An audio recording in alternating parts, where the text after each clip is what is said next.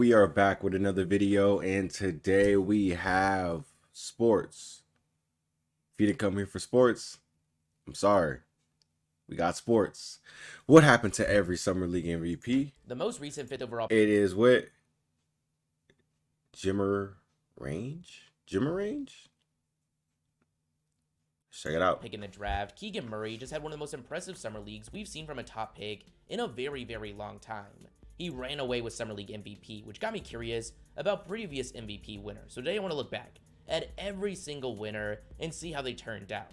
The Summer League MVP began in 2006, where the first ever winner was Minnesota Timberwolves shooting guard and 7th overall pick in the draft, Randy Foye. Coming fresh off Anybody got any Randy Foley fans out there? Season at Villanova, where he Randy averaged over Foley. 20 points a game. Woo, woo. There were pretty heavy expectations coming into the Summer League. Expectations he more than lived up to, averaging 25 points a game. Okay. You're going to see that we don't have too much stats or footage for the older Summer Leagues. That's just mainly due to the Summer League not being covered nearly as much as it is today. Randy Foley? Despite looking like a future star, Randy would never reach that level in his actual NBA career. Damn. He averaged 10 points a game as a rookie and 16 by his third season, but that would end up being the best season of his career. After that, he bounced around the league as a decent role player, after appearing in 2017. Okay. In 2007, we had a fun one. High-flying, 5'9" point Nate guard Robinson. After a really solid 3-year career at the University of Washington, he was drafted with the 21st pick in the 2005 draft by the Suns, then traded to the Knicks. Now, this 2007 Summer League, where he won MVP, he was already 2 years into his NBA career. He was fresh off a season, averaging 10 points, shooting 39% from 3. Despite coming off that pretty good season, the Knicks still decided to put him in the Summer League, where he dominated, averaging 19 points, 6 assists, and 3 rebounds. 2 years later, he would have the best season of his career. Hey, straight move. Nate Robinson was a beast. I'm not gonna go lie. That was super you always gotta, you always, hey, that season again. Nate Robinson was always known as that guy. Out there was in 2016. After that, he went overseas, playing till 2018. He just blocked LeBron. 11th overall pick in the draft by the Indiana Pacers, Jared Bayless. Bayless was coming off an incredible freshman season. I think I've heard of him before. Averaging 20 points as a 40%. You see that NBA Live 10 logo? NBA Live took over. A surprise to see him have such a good Summer League, and that might be an understatement. He led the Summer League in points, averaging nearly 30 a game. Sadly, though, that dominance didn't carry over to his actual NBA career. He played 10 seasons, last appearing in 2019 as an okay. For the Bucks. 8 points and 3 assists, shooting just 41% from the field. In 2009, the top pick won the award. It was actually the #1 pick in the draft, Blake Griffin. For the what is up with this camera angle? Going into the Summer League. 1999 camera. With him taking home this MVP, averaging 19 points, 10 rebounds, and 3 assists. Now, you might remember that Griffin missed his first season in the league due to a knee injury, but that knee injury didn't happen until the preseason. Once he returned, though, he picked up where he left off.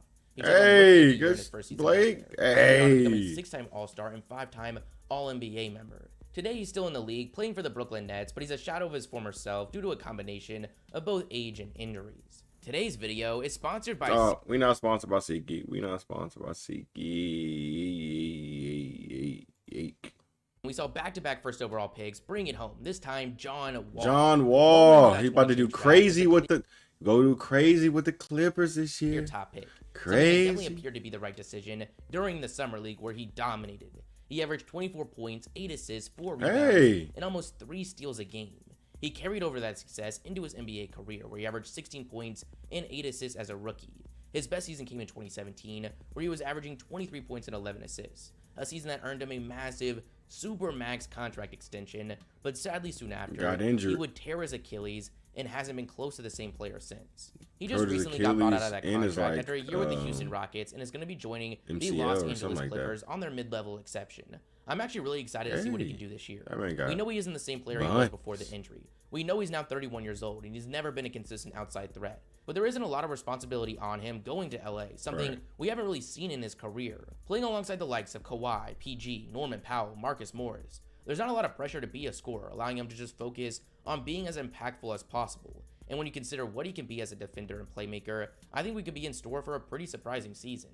In 2011, we actually didn't have a Summer League due to the NBA lockout. In 2012, we saw co-MVPs, that being Damian Lillard and Josh Shelby. Dame Dollar? Who is Josh Shelby? Summer League in a recent video. After getting swept on in the draft, coming from a small program in Weber State, He made it clear he was the real deal, averaging 27 points, 5 assists, and 4 rebounds. Success that obviously carried over to the NBA. Now, Josh Shelby was in a much different situation back in 2012.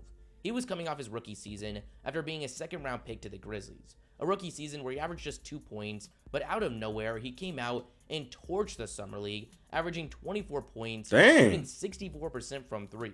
After seeing that, most thought he was in for a solid NBA career. Well, following that season, he would average just 2 points, and that would be the last season he ever played in the league. Then, he's been bouncing around teams overseas.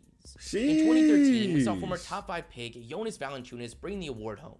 He was actually drafted in 2011, but played another season overseas before joining the Raptors in 2012. As a rookie, he averaged just 9 points, but future success seemed inevitable during the following Summer League when he averaged 19 points and 10 rebounds. After that, we slowly he grew his hair out. He plays for the Pelicans. We saw him improve and eventually become one of the better centers in the league. Today, he's with the Pelicans, averaging 18 points and 11 rebounds, shooting 54% from the field, and actually 36% from 3. Something that wasn't a part of his game whatsoever early on in his career. He can shoot now. In 2014, former NBA player Glenn Rice won the award. Junior. He was drafted by the 76ers in the second round of the draft the year prior. What happened to him? That first season in the G League. He then joined the Wizards Summer League team, where he went crazy, averaging 25 points. What happened to him? The Wizards had no choice but to call him up to their main roster, where he lasted 2 seasons, averaging just 3 points, shooting 27% from the field. Since then, he's been playing overseas. 2015 was second-year player for the Spurs, Kyle Anderson. Anderson was selected with the 30th pick in 2014. Doesn't he still play? But didn't get too much run as a rookie. He plays for the something that looked Grizzlies. like a mistake following the Summer League, where he was averaging for the Grizzlies, points, I think. 6 rebounds, and 2 assists. Slowly, we saw Anderson's role grow in San Antonio. Then we saw him go to Memphis in 2018 and just recently joined the Minnesota Timberwolves. He's never been able to become a high-volume scorer. He's on the Timberwolves now? Show out a really solid role in the league as a defensive-minded forward. I really think he was one of the most underrated. Kind of slow, that's why. Kyle Anderson's teammate this past year won the award in 2016. Who was that? Tyus Jones. Tyus Jones? Prior by the Minnesota. Isn't he on the?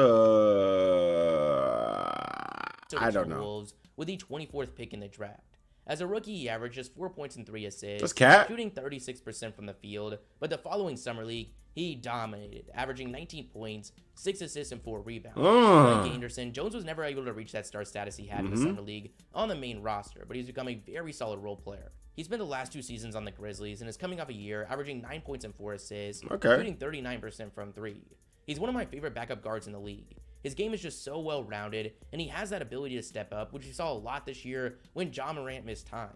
I still firmly believe that the 2017 Summer League was one of the most hyped up we've ever seen. A huge part of that. I swear, because the Lakers should have drafted Jason Tatum, but we got Lonzo Ball. Was viral sensation and recent second overall pick by the Lakers, Lonzo Ball. Could have got Bam Adebayo, but we got Kyle Kuzma.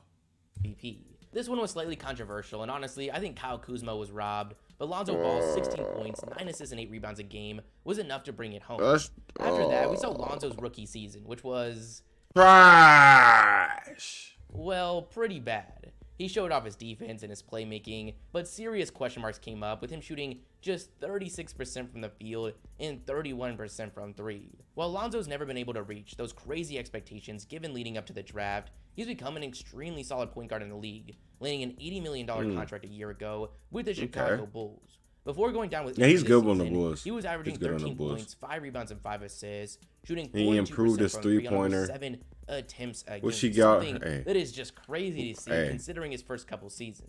What she was doing out on the Lakers. We saw back-to-back Lakers bring it home. This time, it was Josh Hart. Josh Hart, we lost him in the 30th trade overall pick from the year prior. Hart was so much fun to watch in that Summer League. I was there in person when him and Kevin Knox were just going bucket for bucket. He averaged 24 points and 5 rebounds, which obviously got Lakers fans a little too excited. Yes, sir. The following year, he would average just 8 points a game, but since then has become a super solid player. He went to the Pelicans in the Anthony Davis trade, where we got to see him expand, averaging 15 points a year ago, but during the most recent season, he was traded to the Blazers, a team that at the time was dealing with a lot of injuries, which allowed Josh Hart to really show what he's capable of in a big I didn't know he was on the Blazers. 20 points, 5 rebounds, and 4 assists. 20 points? 50% from the field and 37% from 3. Dang. There's a lot of talk about this Blazers team, with Damian Lillard coming back, the additions of Jeremy Grant and Shaedon Sharpe, but Hart is honestly an underrated piece that I really think could be an X factor for them. In 2019, Grizzlies first round pick Brandon Clark won the award, averaging 15 points and 9 rebounds, but really making his impact defensively. Since then, he's been the backup big for the Grizzlies, coming off his third season, averaging 10 points and 5 rebounds. It's honestly so impressive what the Grizzlies have done in the recent years, building through the draft, making solid selections at the top, getting guys like John Morant and Jaren Jackson Jr., but also consistently hitting with their mid to late picks, getting guys like Clark, Desmond Bane, and Zaire Williams. Desmond Bane is a crazy pickup. Desmond Bane is crazy pickup. I like that, man. Desmond Bane. Have a summer league due to the pandemic. Last year, we saw for the second time in summer league history co-MVP winners. This time, it was Davion Mitchell and Cam Thomas. Cam Thomas has never seen a shot he didn't like. After going with the 27th pick by the Brooklyn Nets, he averaged a whopping 27 points and 4 assists a game during the summer league. In his rookie season, he averaged just 8 points, shooting 43% from the field and 27% from 3. Davion Mitchell was the Kings' most recent top pick when he averaged 11 points and 6 assists in the summer league. But 11 really points and 6 assists. Lockdown perimeter defense that was able to win him the award. His rookie season was solid. He averaged 12 points and 4 assists on not so great efficiency, but again, showing that ability as a defender. While I believe his future is really bright, I don't think it's a question. There's a lot of pressure on him. He plays for the Kings. What more can he do? With the Kings' decision to trade away Tyrese Haliburton, that once going to Indiana, honestly, looked like a future star in this league. So there it is. That's every Summer League MVP. I think this video's made it pretty clear that taking home MVP doesn't mean too much. Doesn't mean nothing. I would definitely say it's a little bit more predictive. Doesn't mean anything. For players that win it as a rookie. It doesn't mean nothing. Out of all the Summer League MVPs, we've only seen 3 All-Stars.